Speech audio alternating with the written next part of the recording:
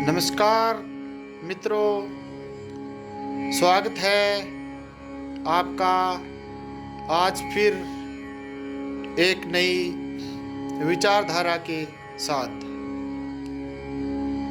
कहते हैं कि संत महापुरुष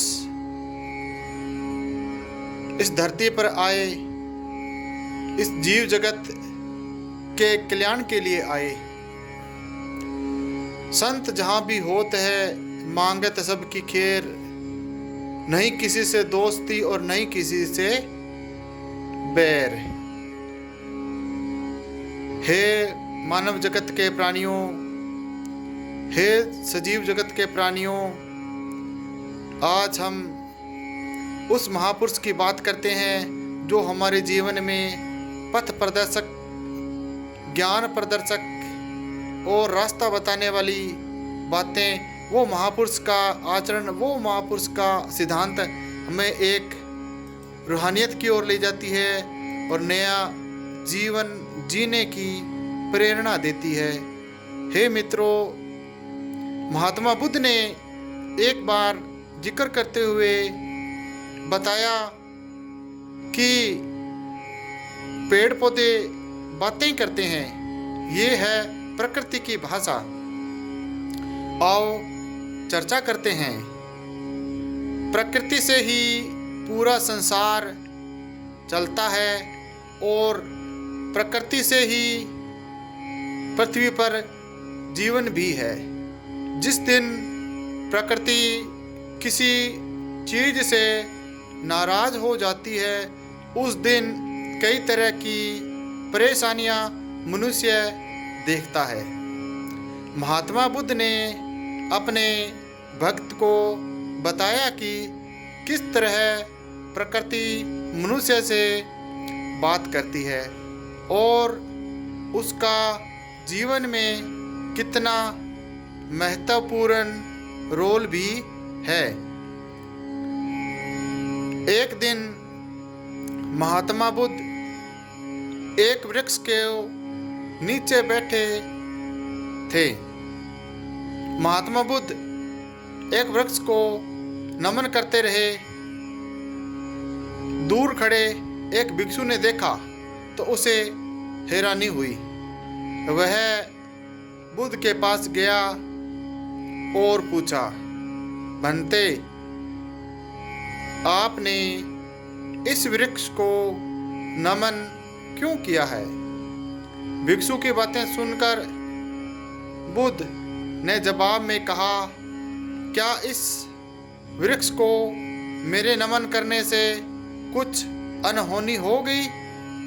शिष्य बोला, नहीं भगवान, ऐसी बातें नहीं, पर मुझे यह देखकर थोड़ी हैरानी अवश्य हुई कि आप जैसा ज्ञानी महापुरुष इस वृक्ष को नमस्कार कर रहा है, जबकि यह न तो आपकी किसी बात का उत्तर दे सकता है और न ही आपके नमन करने पर अपनी प्रसन्नता जाहिर कर सकता है।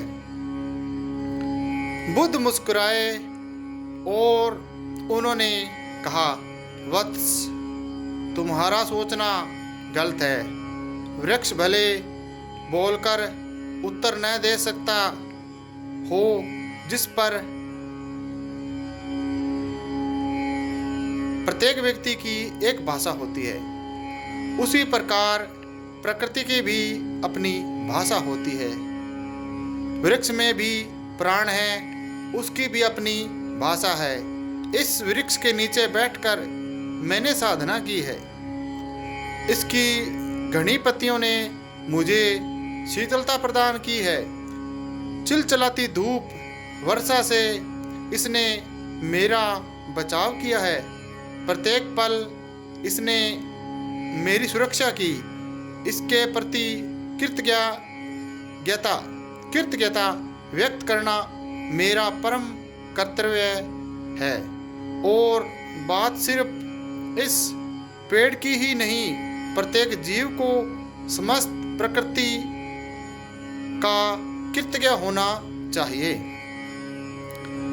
आगे बुद्ध ने समझाया, तुम इस वृक्ष की ओर ध्यान से देखो, इसकी हिलती हुई टहनियों को देखो, इसके हिलते हुए पत्तों को देखो, इससे आने वाली मंद मंद हवा को महसूस करो।